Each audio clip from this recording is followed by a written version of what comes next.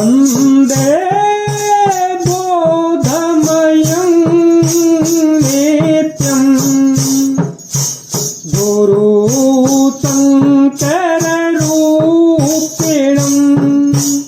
यमाश्रितो हि वक्रोऽपि चन्द्रसर्वत्र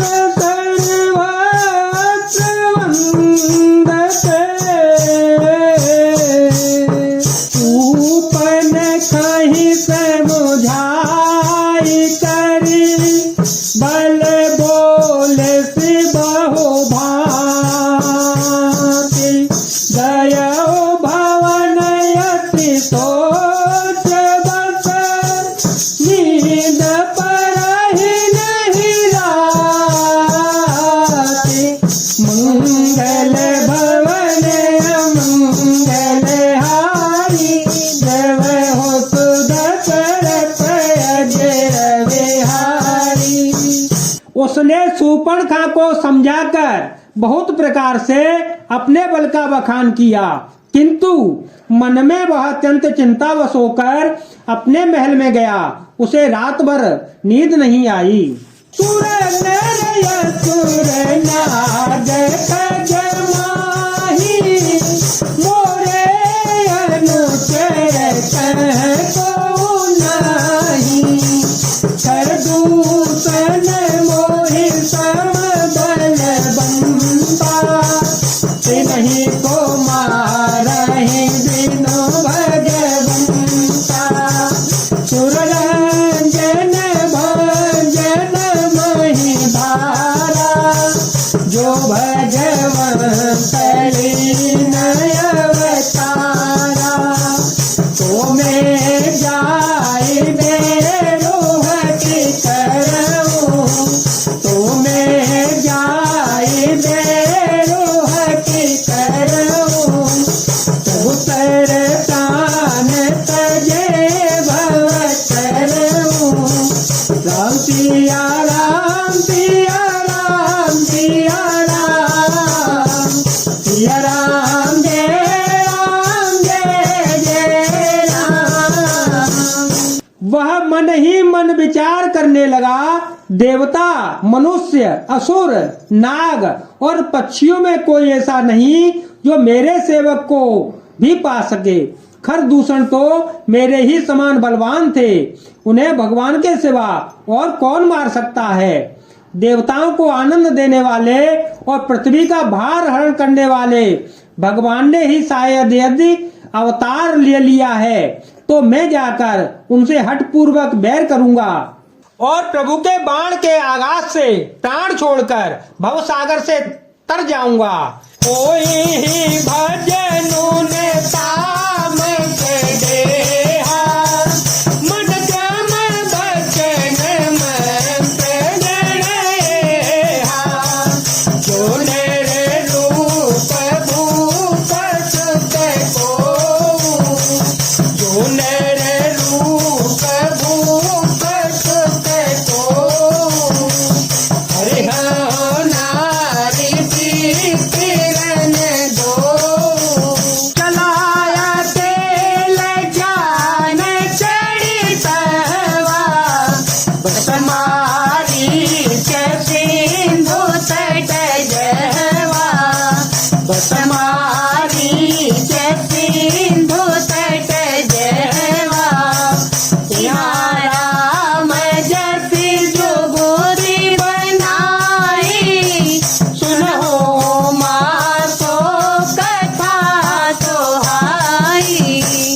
इस तामस शरीर से भजन तो होगा नहीं, अतएव मन वचन और कर्म से यही दृढ़ निश्चय किया है और यदि वे मनुष्य रूप कोई राजकुमार होंगे तो उन दोनों को रण में जीतकर उनकी स्त्री को हर लूंगा। यो विचार कर रावण रथ पर चढ़कर अकेला ही वहां चला जहां समुद्र के तट पर मारीच रहता था। शिवजी कहते हैं कि हे पार्वती, यहाँ श्री रामचंद्र जी ने जैसी युक्ति रची वह सुंदर कथा सुनो। लक्ष्मण गाए बनाहि जब लेन मूल फल कंद चल के सो तासन बोले, बिहसी कृपा सुख मंगल भवन मंगल हारी, जय हो सुदशरथ अजिर बिहारी। राम सिया राम सिया राम सिया राम, सिया राम जय जय राम। लक्ष्मण जी जब कंदमूल फल लेने के लिए वन में गए, तब अकेले में कृपा और सुख के समूह श्री रामचंद्र जी हंसकर जानकी जी से बोले, सुनहो प्रिया व्रत रुचिर सुशीला, मेट छोकर विरल कनर लीला, तुम पावक महु करहु निवासा, जो लज करो निशाचर नासा। जब ही राम सेवका बतानी, तब पग धरी अनल समानी।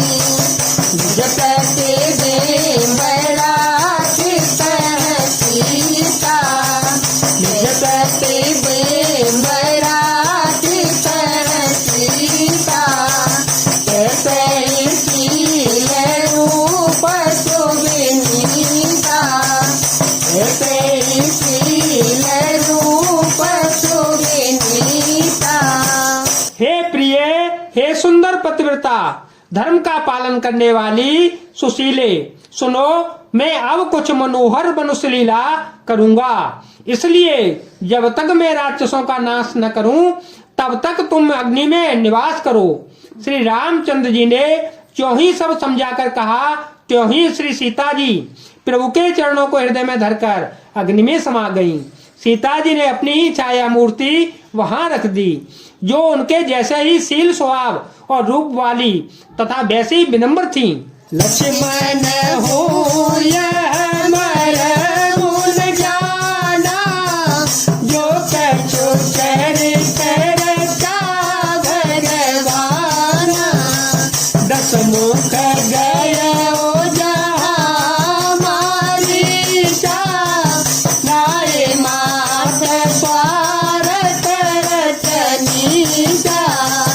नवन नीच से अति दुखदाई, जिमिया कुश धनुरग बिलाई। भयदायक छल के प्रिय बानी, भयदायक छल के प्रिय बानी। जिमिय काल के कुसुम भवानी।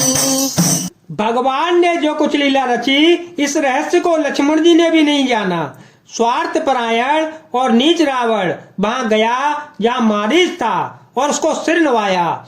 नीच का झुकना नम्रता भी अत्यंत दुखदायी होता है, जैसे अंकुश, धनुष, सांप और बिल्ली का झुकना। हे भवानी, दुष्ट की मीठी वाणी भी उसी प्रकार भय देने वाली होती है, जैसे बिना ऋतु के फूल। करि पूजा मारीच तव, सादर पूछी बात। कवन हेतु मन व्यग्र अति, अकसर आयहु तात। मंगल भवन मंगल हारी, जय हो सुदशरथ अजिर बिहारी।